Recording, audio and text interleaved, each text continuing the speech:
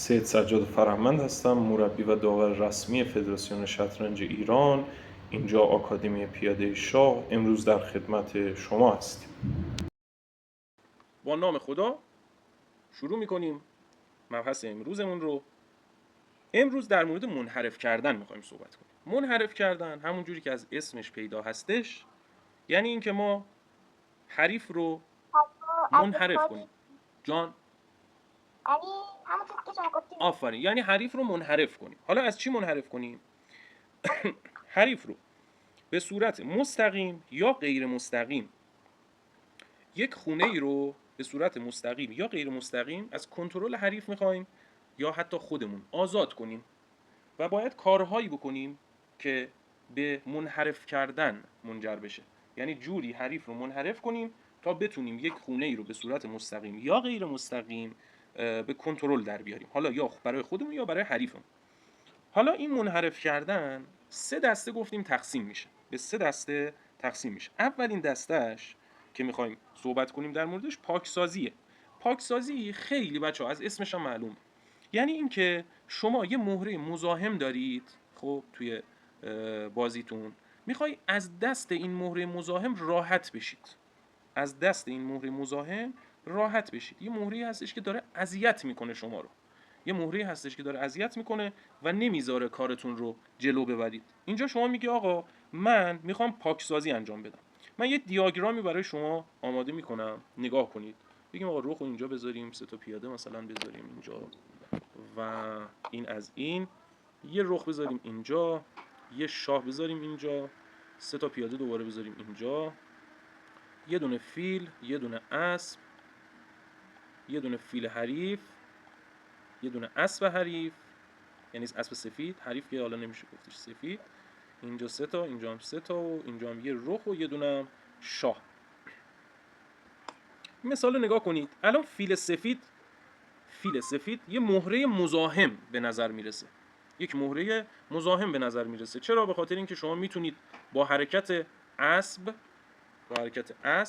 به خونه ای 7 باعث بشید که شاه کیش بشه، از اون ور رخش رو هم بگیرید. و خب شما باید اینجا چیکار کنید؟ شما تنها چیزی که به فکرتون میرسه میتونید عملیش کنید و مثلا به جای اینکه اون رخی که کنار شاه قرار داره رو بزنید، میتونید بگید آقا مثلا من میام اسب رو میزنم. خب شما الان رخو بزنید چه اتفاقی میفته؟ رخو بزنید شاه میاد شما رو میزنه، یا به جاش رخ میاد شما رو میزنه. ولی حالا شما میگه آقا من این کار رو انجام نمیدم، میام چیکار میکنم؟ مثلا میام اسب رو میزنم، 3 امتیاز میگیرم اینجا. اونم منو میزنه، 3 امتیاز میگیره. من حالا شاهو میزنم، به شاه حمله میکنم، کیش میدم. اینجا یه فورک انجام میدید. این تنوع کار خودتونه. تنوع کار خودتونه.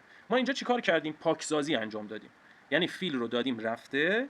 حالا اومدیم چیکار کردیم؟ اومدیم گفتیم که خب آفرین چنگال رو زدیم و حالا این شاه میره کنار، شاه رفع کیش میکنه، مثلا میتونه بیاد پایین یا بره اصلا توی اچ 8. بعدش ما بیایم رخ رو بگیریم. از این ور خب رخش میاد اسب ما رو میگیره.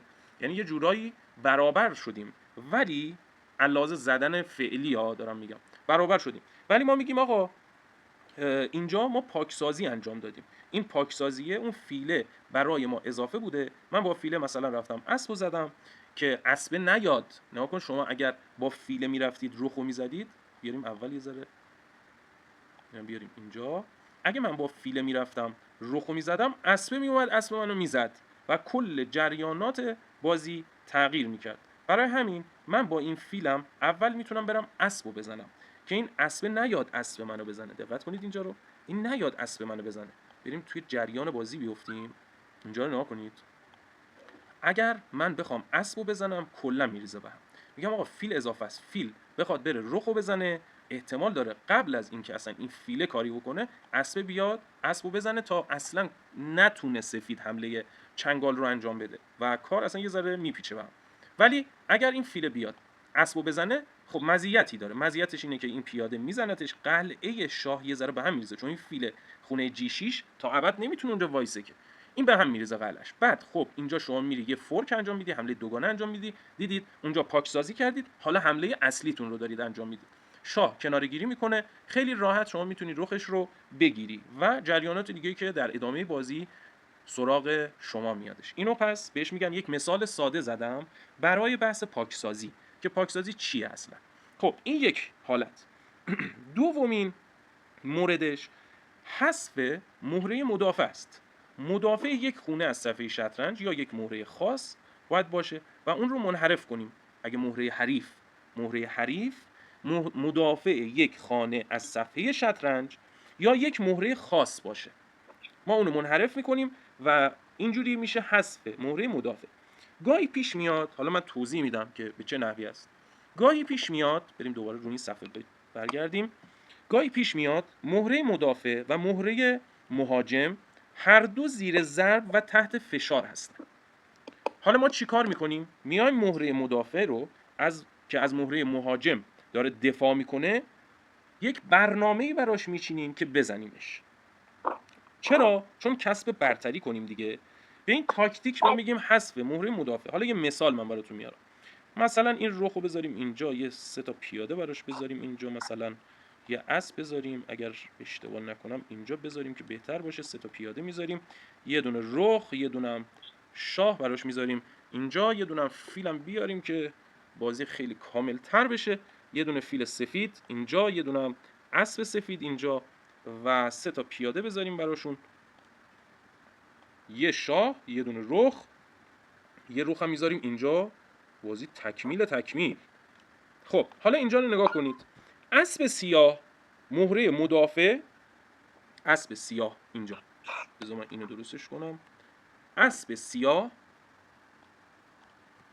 که علامت زدم براتون مهره مدافع هستش و فیل سیاه مهره مهاجم که هر دوشون الان زیر ضربن. یک، فیل سفید اسب رو تهدید کرده و فیل سیاه رو اسب ما تهدیدش کرده. خب اینجا بهتره اول مهره مدافع رو ما بزنیم. یعنی چی؟ یعنی اون اسب رو، تا فیل بدون مدافع بشه. وقتی بدون مدافع شد بعداً میتونیم برنامه‌ای برای فیل بچینیم. اینجا اگر فیل بخواد فرار کنه، نگاه کنید اینجا رو، بریم توی استادی، اینجا رو نگاه کنید. اگر فیل سفید اسبو بزنه، میزنیمش.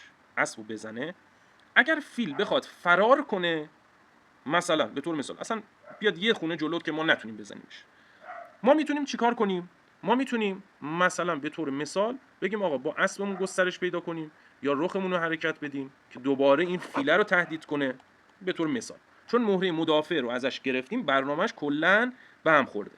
اگر ما مهره مدافع رو بزنیم و فیلش رو تکون نده و بره یک مهره دیگر رو تکون بده، مثلا بیاد با رخ ما رو تهدید کنه، خب ما میگیم آقا ما فیلش رو میزنیم، ایراد نداره، بیاد رخ ما رو بزنه و بعدش ما میایم چیکار میکنیم؟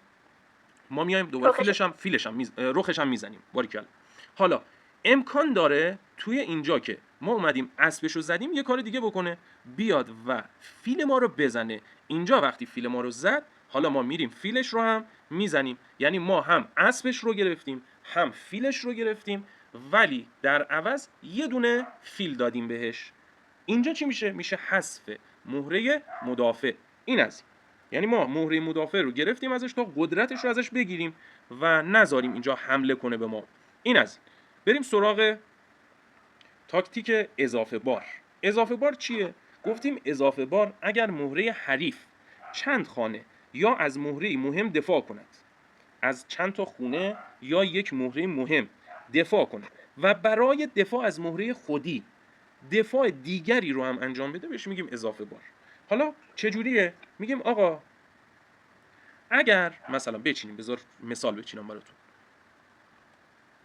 گفتنش که راحته. آقا من یه مهره ای رو دارم دفاع میکنم، حالا یه دفاع دیگه ای هم اضافه کنم به این دفاع.